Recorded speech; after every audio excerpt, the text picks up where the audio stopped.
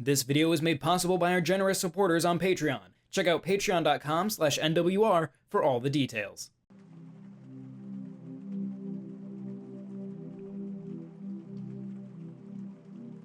Diegetic gameplay, very simply put, games that teach their player without the aid of a text box, is a rare occurrence nowadays. Perhaps it is the fear that confusion and a lack of direction will alienate most players, or simply because a combination of game mechanics can get confusing rather quickly. I was therefore pleasantly surprised while playing Animal Well. The only text boxes that would pop up were that of confirming whether to save or not.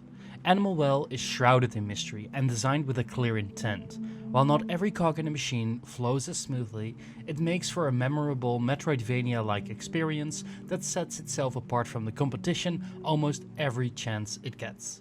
Animal Well does not feature a lengthy text scroll or a description of where you find yourself, but immediately drops you into the middle of a dark and sprawling dungeon. It's titular well.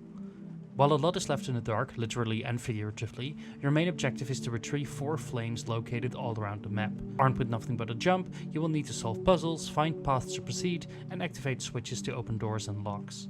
All the while, darkness envelops the depths of the well and its animalistic inhabitants. The vagueness in that description is really just my personal spoiler-free interpretation. The creator of Animal Well has stated his intention of keeping many of the game's secrets hidden, and the game does a pretty good job at that, even at times to its own detriment. I cannot tell you the events of what happens in Animal Well.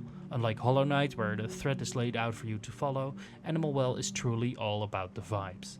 And man, what vibes they are. Looking like an old 8-bit or 16-bit game with accommodating scanlines, the game manages to look absolutely gorgeous at nearly all times. Its strength especially is in the lighting and depth of field effect in the backgrounds, from droplets falling from the ceiling to the lighting of firecrackers that fly off in colorful trails in all directions. If you play the game on a Switch OLED model in handheld mode or on an OLED TV, it looks stunning due to its use of blacks. Lighting in your own field of view becomes key as you navigate the twists and turns inside the well. The locations of flames are all easy to tell apart and feel distinctive in its setting and atmosphere, from the watery depths at the bottom of the well to the growth that has taken over the higher reaches.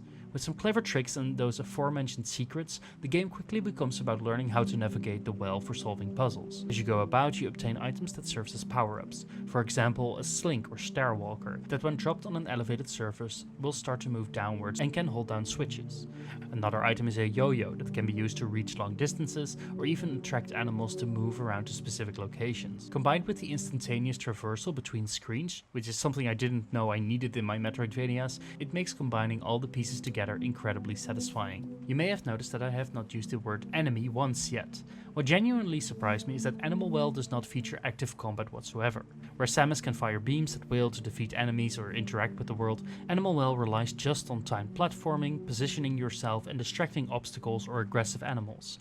It is a bold choice, especially since the game features several what can only be described as boss battles, where during the exploration it is fun to run around and figure out methods to get rid of obstacles or attacking animals. These bosses really felt like they broke with the core identity of Animal Well. Since you are unable to directly attack bosses, they tend to resort to discovering patterns and trying to survive for as long as possible. These were really some of the most uneven and frustrating difficulty spikes of the game.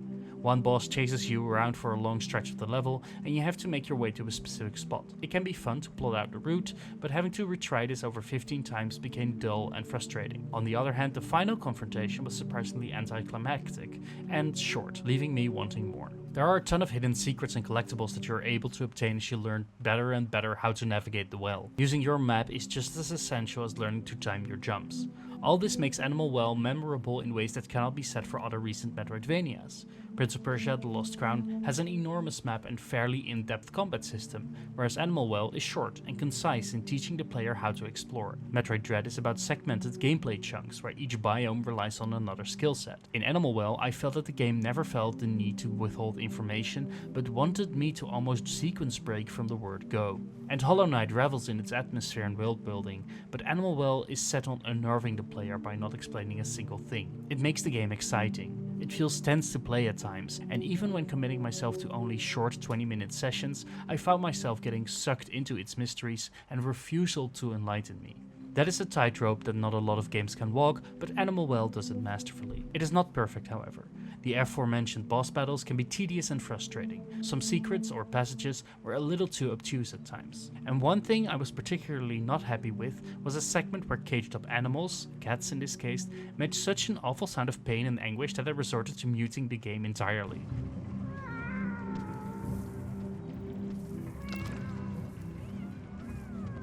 I would love it if the developer could add these particular animal distress sounds as a toggle in the sound options.